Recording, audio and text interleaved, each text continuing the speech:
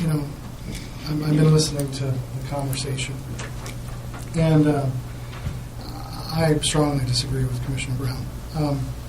This conversation we've been having this conversation about revenues and timber revenues for the county long before you moved to Curry County, Commissioner.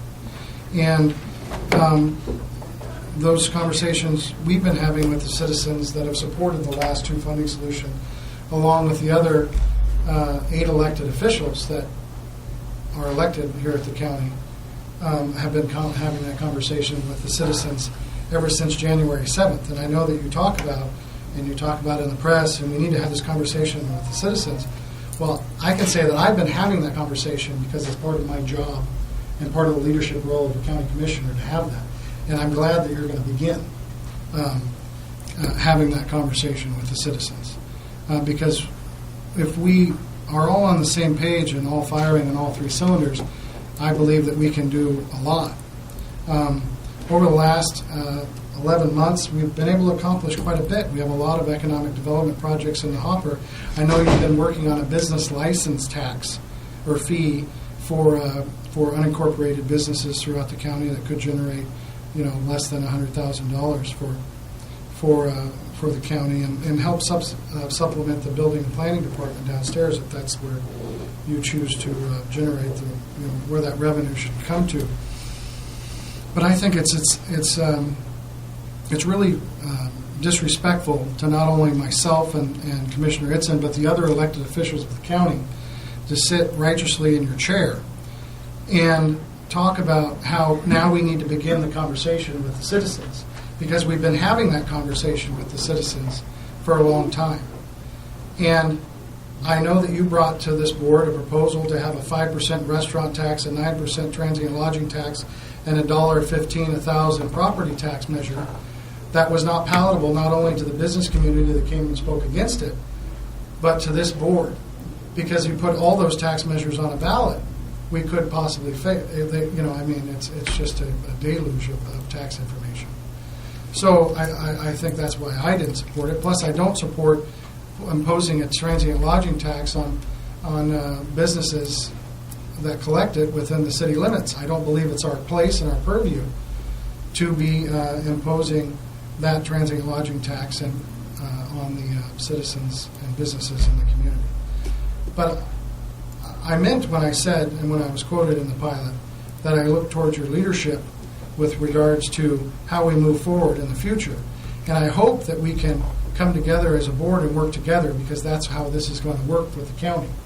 And in order to do that, we need to be on the same page and not and begin the conversation. But you need to understand, from my perspective, we have been having this conversation with the citizens. I will continue to have the conversation with the citizens, and I'm glad you're going to begin that conversation with the citizens. So.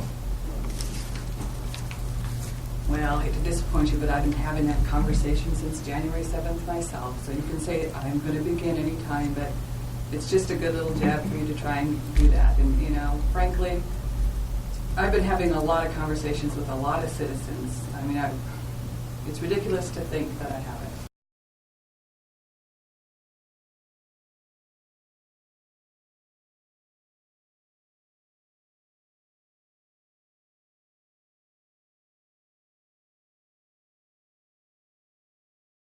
I guess what I'm trying to say is I look forward to working with you to have that conversation so that we can find a palatable situation. I think we all agree that it's a revenue problem, not an expense problem.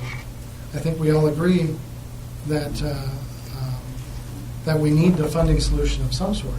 The question is how that funding solution is going to come into effect. I know, talking to some citizens, they just don't want it to be on their property tax if they could deal with it another way. So then we looked at the sales tax, as Commissioner Itzen mentioned earlier, and that was not a viable option. So we must, in order to keep current levels of service, have $3.2 million. And we can talk about paper clips and talk about cutting $100,000 here or $200,000 here, but the big picture, in order to keep the jail and the DA's office prosecuting crimes and Sheriff's Patrol deputies on the road and the clerk to be able to file county documents and the surveyor to be able to go out and survey property, and all of the different mechanisms that is county government work, we must have a funding solution. And I'm sorry if I read your public forum piece, and